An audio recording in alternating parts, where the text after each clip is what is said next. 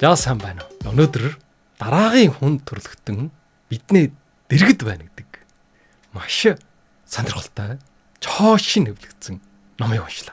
За энэ ном болвол яг бид нарын өнөөдөр дутгаж исэн, ирж үгийлж исэн тэр зүйлийг гаргасан байгаа. Язгуур гэдэг биднээ эгэлж ирийн хүнээ нүдэнд харагдахгүй тийм хүчин зүйл байт юм байна. Тэгэхээр энэ язгуурыг яаж өөрийн биедээ шингээж авах вэ? Энэ арга ухааныг судлаад энэ номон дээр тэр боттой аргачлалыг заасан юм. Өөрөөр хэлэх юм бол биш. Чингис хааны хүчрэх байсан. Монголоо нэгтгсэн. Дэлхийн хэмжээний гүрний байгуулсан. Тэр нуучийг илрүүлсэн гэсэн. Дэлгэж харуулсан гэсэн. За энэ нь юу байсан бэ гэх юм бол Монгол хүн бүр өвгд эцэнхэн генийг өвөлсөн тусгай өгөгдөлтэй юм байна. За энийг болвол энд язгуур гэж томьёосон байна. Язгуур гэдэг зүйл нь хаанаас ирдэг вэ гэх юм бол мөнгө тэнгэрээс ирдэг юм байна. Язгуур болвол сүнс биш. Монголын нуут товчоо эхлэхдээ жирэг Чингис хааны язгуур дээд тэнгэрээс заяатарсан бүр чон гоо марлын хамт Тангис далайгийн ихтэж ирээд онон мөрний ихэнд бурхан халдан ууланд нутгалваа гэдэг. Тэгэхээр энэ дээр гарч ирж байгаа язгуур гэдэг нь юу вэ? Дээд тэнгэрээс заяагцсан байна. Өөрөөр хэлэх юм бол тэнгэрээс өгсөн зүйл. За зарим судлаачид болвол энэ Монголын нуут товчоогийг Монголын нуут товчоо гэсэн нэртэй байгаагүй хамгийн анх. Юу гэдэг нэртэй байсан бэ гэх юм бол Чингис хааны язгуур гэсэн нэртэй байсан. Тэгэхээр энэ язгуур нь болвол мөнгө тэнгэрээс өгөгддөм байна. За тэгвэл мөнгө тэнгэр гэж юу юм? За мөнгө тэнгэр гэх юм болвол мэддэг хүн асар олон байна. Мэддэггүй хүмүүс олон байна. Зүгээр л одоо хөх тэнгэр мэддэг ч юм уу. Зарим нь бүр цэнхэр тэнгэр гэдэг ч юм уу. Энэ зүгээр байгалийн энэ тэнгэр биш. Энэ монголцуудыг заяаж бий болгосон тэр хүчин зүйлийг хэлж байгаа юм. Чингис хааныхын язгуур нь дээд тэнгэрээс заяатарсан гэж. Тэгэхээр дээд тэнгэр гэдэг нь юу гэдэг чинь хамгийн дээд талд оршиж байгаа. Энэ орчлон ертөнцийг бүтээсэн хүн төрлөختний бий болгосон. Тэн дотроос сонгоод монголчуудыг заяаж бий болгосон. Өөрөөр хэлэх юм бол манай монгол хүнээ ужуур нь язгуур нь тэнгэр язгууртай. Тэнгэр ихтэй байх нь шүү дээ. Бид нар болвол тэнгэрийн үр сад. Тэнгэр язгууртай хүмүүс. Өөрийнхөө гарал үүслийг янз бүрийн амтан аратан бүр хорхой шивчтэй хүртэл холбож ярддаг улс үндэстэн байдаг. Тэгэл монголчууд болвол өөрийнхөө язгуурыг тэнгэртэй олж ирсэн байна. Тэгэж олон мянган жилийн турш яргадаж, ойлгоогдож, сорволж, номж хоололоод бичигдээд ирчихсэн. Ийм учраас бид нар тэгж ойлгохоос арга байхгүй. Юу үнэн? Энэ үнэн. Энэ ихэн ч үгээсгэж чадахгүй. Монголчууд болвол тэнгэрийн заяатай үндэстэн. Тэнгэр заяаж бий болгосон гэдэг. Монгол хэлээр уламжлагдаж үлдсэн цорын ганц сорволж хол дэр тэгж бичсэн байна. Тэгээд дуусахгүй. Энэ монголчуудын нэгтгэхэд их Монгол улсыг байгуулад дэлхийн түүхэн дээр хамгийн том, хамгийн хүчрхийг энэ эзэнт гүрнийг байгуулсан Чингис хаан өөрөө мөнгө тэнгэрийн хүчинд итгэж байсан байна. Энийг өнөөдөр хүмүүс ярихгүй байна. Нууж, дарж байна. Яагаад юм? Энэ хүчтэй байсан учраас мөнгө тэнгэрээс айж сүрдэж байна. Монголчууд эргээд сэргээд мантахаас, харийн шашин шүтлэг, номлол сургаалуу, үн чан алдагдахаас, мөнгөтгэс бид нараа хайж байна. Гэтэл биш шүү дээ. Монголын нуут товчооны төмийнхэн чөмн үндсийнхэн үндсэн мөнгө тэнгэрийн тухай ойлголт юм байна. 10 хэд удаа Чингис хааны хэлсэн үг болгон дээр юу гэсэн үг байдгийг. Чингис хаан тийм олон удаа яраагүй. Чингис хааны хэлсэн ярьсны тийм олон удаа тэмдэглэв. Монголын нуут товчоо болвол 2 жоо гарч билдэг. Том ном биш. Тэгсэн мөртлөө энэ дотор Чингис хаан хэлж ярих болгондоо хэний дурсаж байсан? Мөнгө тэнгэрийг. Мөнгө тэнгэрийн хүчинд ивэгдэж гэж. Тэнгэр гажир эйлдэж тэмүүжнийг хаан болов. Мөнгө тэнгэрийн хүчинд ивэгдэж төмөн иргэнийг орголов гэж бичсэн байгаа юм. Энэ нь юу гэсэн үг вэ гэх юм бол Чингис хааны гүн ухаан, шашин, нийгэм, улс төрийн үйлдэл мөнгө тэнгэр байсан юм байна. Энэ бол жирийн тэнгэр биш. Мөнгө тэнгэр гэж байна. Тэнгэрийн шүтдэг улс үндэстэн олон байна. Гэтэл энэ бол мөнгө тэнгэр. жирийн байгалийн тэнгэр биш. За энийн дараагийн хаадад тайлбарсан байж байгаа. Жишээ нь Гожиг хаан байна. Мөнгө хаан байна. Тэд нар юг тайлбарсан? Энэ бол бид нарын нүдэнд харагдахгүй. Энэ бүхэл зүйлийг захирж байгаа. Удирдан чиглүүлж хүчин юм аа гэж. Тэгээ яасан. Зүгээр нэг хэлээд дууссан юм биш. Ихэнх Монгол улсын төрийн тамган дээр байж байгаа. Мөнгө тэнгэрийн хүчинд айдахгүй биширдэхгүй гэж. Төрийнхэн тамган дээр ингэж байж байгаа. Тэгэхээр энэ улс энэ үндэстэн ямар итгэл бишрэлтэй байсан юм. Мөнгө тэнгэрд итгэж биширж байсан байгаа. Тэгжиж хүчтэй байсан байх юм байна шүү дээ. Ганцхан тамга биш. Тухайн үеийн албан бичиг, алтан мөнгөн гэрээ дээр тэгэж байна. Дараагийн хадгалж ялгаахгүй.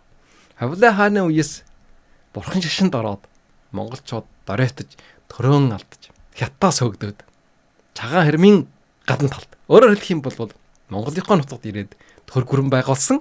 За ингээд энэ үеэс хаад мөнгө тэнгэртэйгээ харьцдаг, жалуурдаг, шүтэн биширдэг болсон. Тэрний хүчинд ясан тайшин үед монголчууд нэгдсэн. Хятадын хааны хүртэл олж ирээд хонь адгол болж исэн. Ийм одоо Баатар түүхтэй. Тэрнээ дараа Мантхойсчин хатан бас мөнгө тэнгэрдэн жалуураад нэгдсэн Монгол улсыг байгуулсан. Тэрнийх нь хойч өнөөдрийн цахар түмэн, халах түмэн, ордос түмэн гэж 6 түмэн бий болсон. Өнөөдрийн бид нар байж байгаа юм. За ингээд залгаад язгуур гэдэг хүчнийг яаж өөрийн биедээ шингэх вэ? Энэ дээр бол 3 төрлийн арга байна. Энэ 3 төрлийн аргыг эзэмших юм бол язгуур одоо бидний биед шингэнэ. Чингис хааны үе шиг хүчрэх болно. Энэний төлөө тэнгэртэй холбогдох хэрэгтэй. Өөрөөр хэлэх юм бол мөнгө тэнгэрийн дахлага тайлалгийг хийн гэсэн. За энэний боттой аргыг бас энэ номон дээр бичсэн байж байгаа. Чингис хаан бол дайн тулаа хийх том үйл явдлын өмнө бол бурхан халдан уулан дээр гараад дээд мөнгө тэнгэртэй жалвардаг байсан. Тэгж энэ язгуурын хүчийг шингээж авдаг байсан. Тэгэхээр хамгийн үр дүнтэй арга нь юу гэхтэй жирэг? Өглөө өдөөс өмнө нарны эрчиг хүч сайтай. За энэ үед мандаж явах нарнаар хоёр чигийн турш жалбарах буюу жалбарах юм бол энэ язгууртай холбогдох болж байгаа. Хоёрдугаард нь Чингис хааны гүн ухаанд боловсрно. Өөрөөр хэлэх юм бол өөрийнхөө оюун санаагийг хөгжүүлнэ гэсэн. Гуравдугаар нь бол язгуурын ёсыг сахих гэсэн зүйл байж байгаа. За энэ язгуурын ёс гэдэг нь юу гэхтэй жирэг? Монгол хүнээ мөрдөх, сахих 28 ёс байгаа гэж тэмдэглэсэн. Энэ 3 зүйлийг мөрдөж чадах юм бол өөрийнхөө язгууртай холбогдно. За энэ нь бол алтан урхын бодлого, хаадын гүн ухаан олон 100,000 жилийн турш уламжлагдаж ирсэн өв соёл.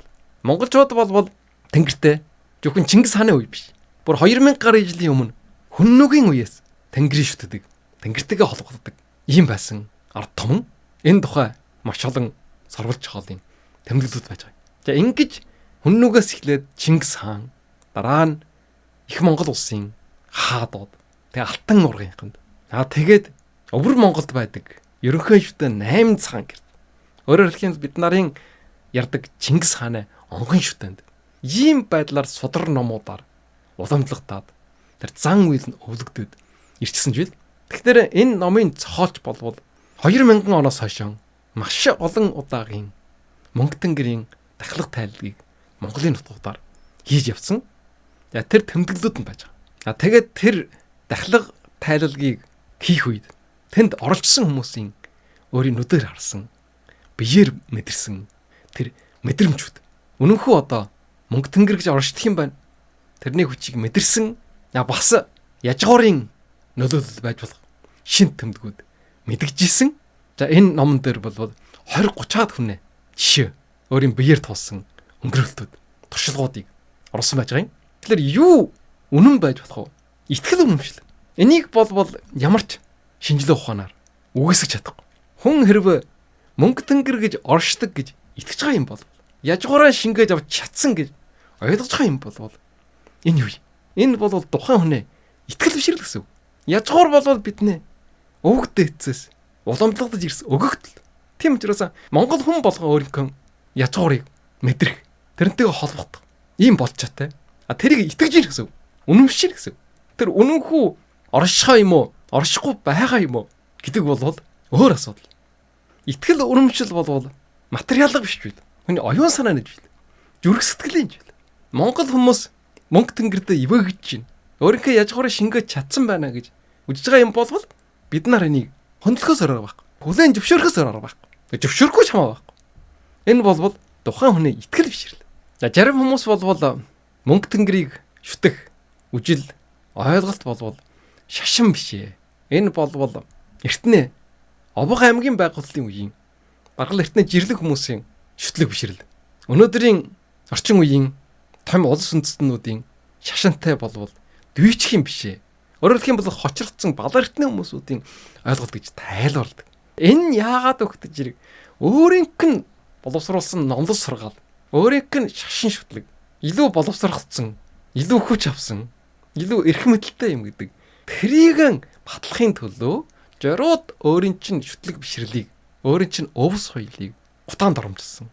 Өөрөөр хэлэх юм бол доош нь хийж ирсэн. Дараг гэсэн ордлого. Тим үүднээс тим нэрж үлгсэн. Гэтэл тэр бол тийм биш. Улас үндэстэн болгон өөр өөрийнхөө онцлогод тохирсон. Тим соёл иргэншдийг бүтээсэн. Шүтлэг бишрэл гэсэн ялгаа байхгүй. Монголчууд бол нүүдлэн малждаг. Мал аж ахуй эрхэлдэг. Суурин соёл иргэншил байдаг. Тийм учраас энэ нөхцөл байдалд тохируулсан ийм гайхамшигтай шүтлэг бишрлийг бий болгож л доо.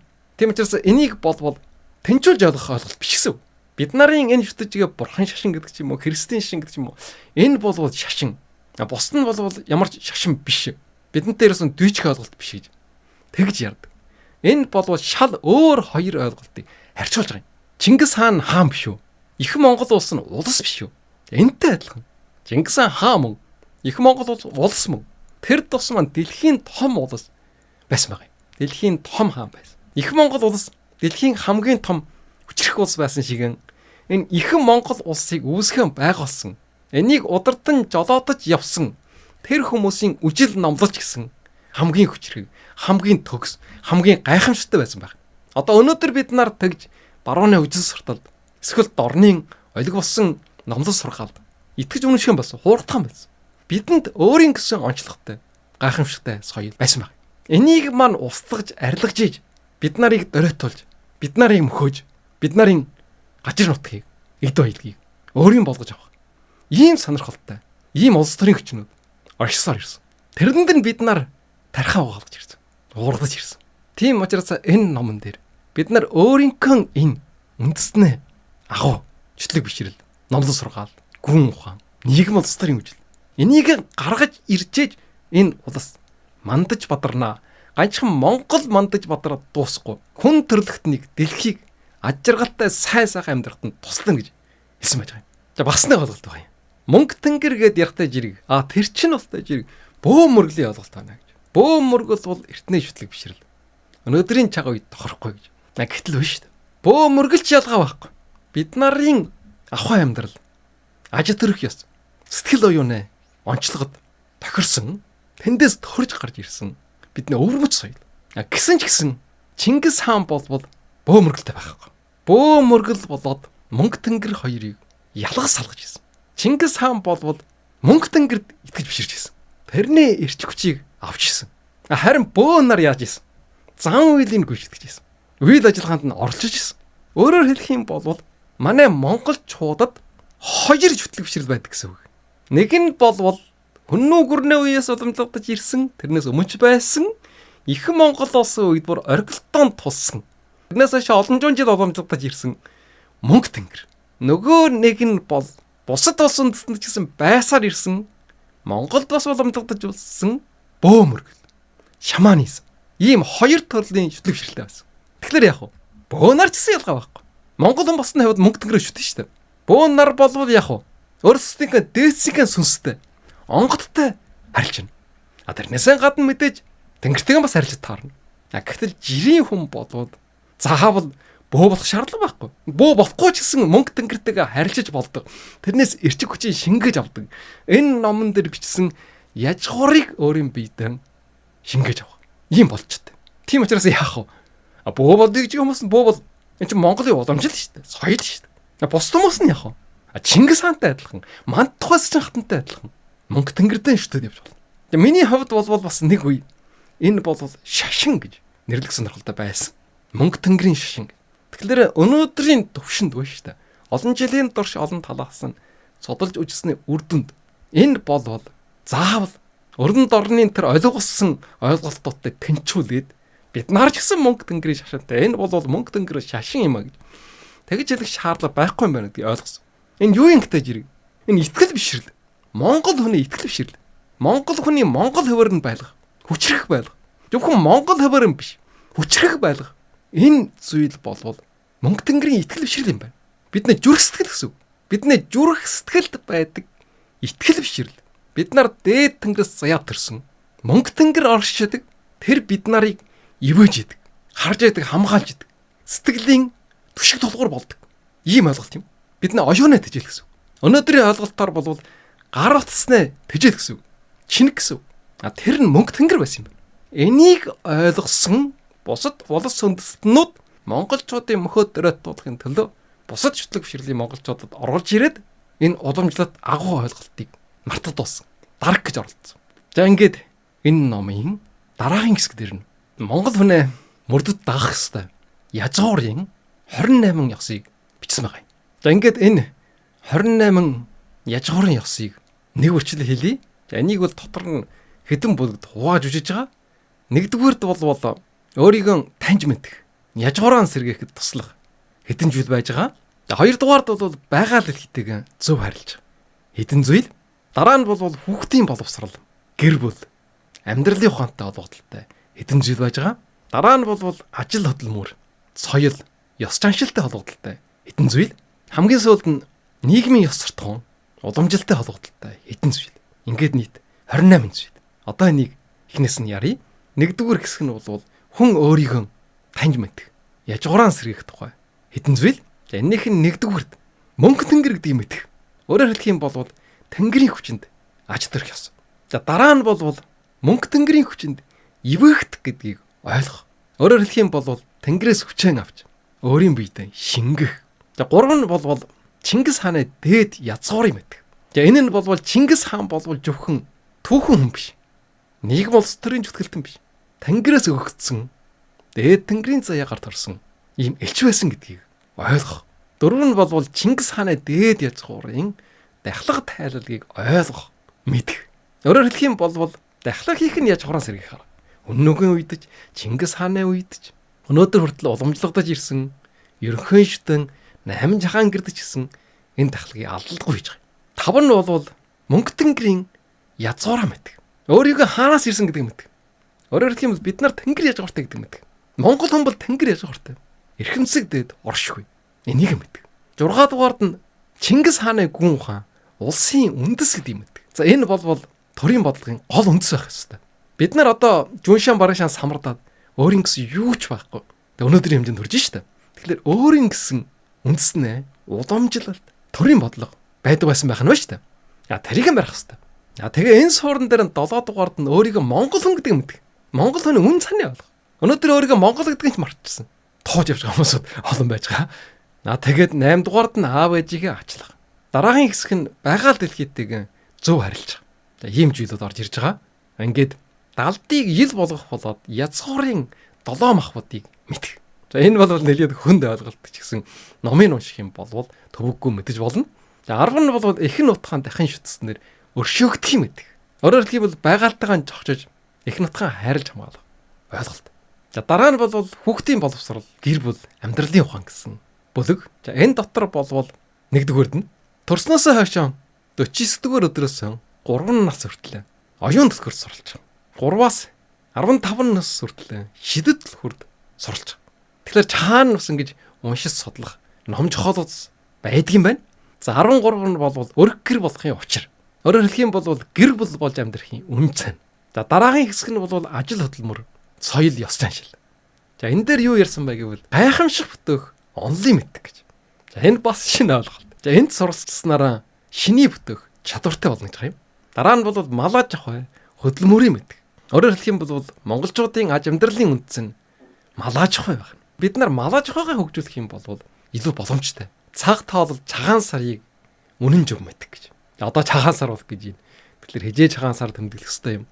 Жинхэнэ Монгол уламжлалын цагаан сар гэж ямар баяр ёслол байсан юм. За энэ тухай одоо бичсэн байна. За дараа нь бол их түүхэн мэддэг. Түүхэн сайн уншиж судлах хэрэгтэй. Өнөөдөр түүхэн сайн уншиж судлахгүй байна. Уншиж судалсан ч гэсэн ойлгохгүй байна. Монголын нууц товчонд чухам юу бичснээ өнөөдөр ойлгохгүй шүү дээ. Монголын нууц товчонд монголчуудын язгуурыг дээд тэнгис заяатай гэж бичсэн байгаа юм. Чингис хаан яаж их монгол улсыг байгуулсан юм? Яаж мандан бадарсан юм? Тэрний хүч нь мөнгө тэнгэр гэж бичсэн байна шүү дээ.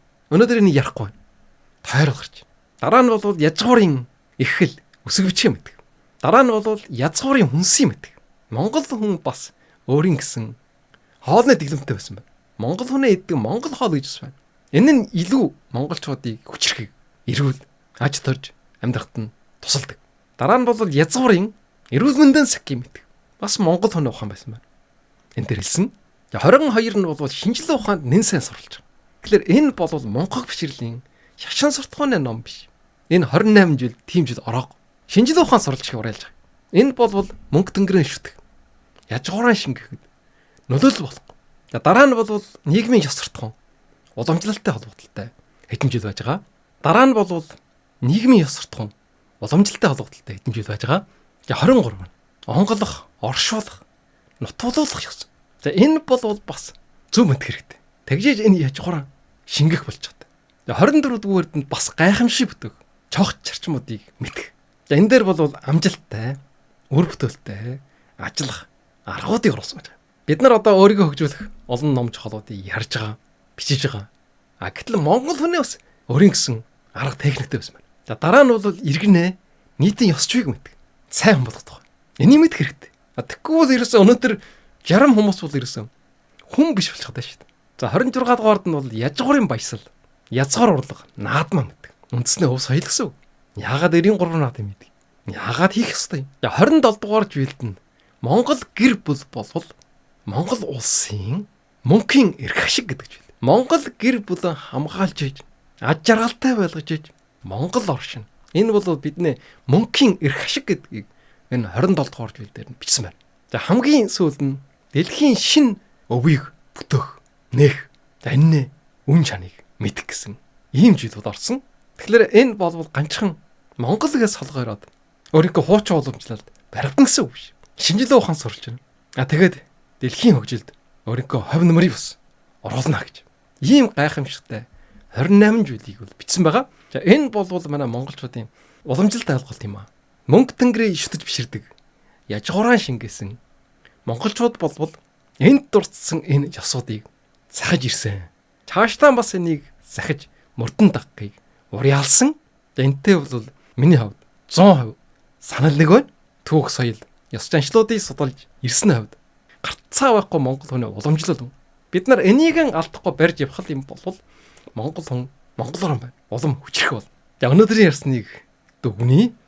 Өнөөдөр Жанчин балын Дэнсмагийн бичсэн дараагийн хүн төрлөختөн биднээ дэргэд байна гэдэг гайхамшигтай номыг ярьж тайлбарлаа.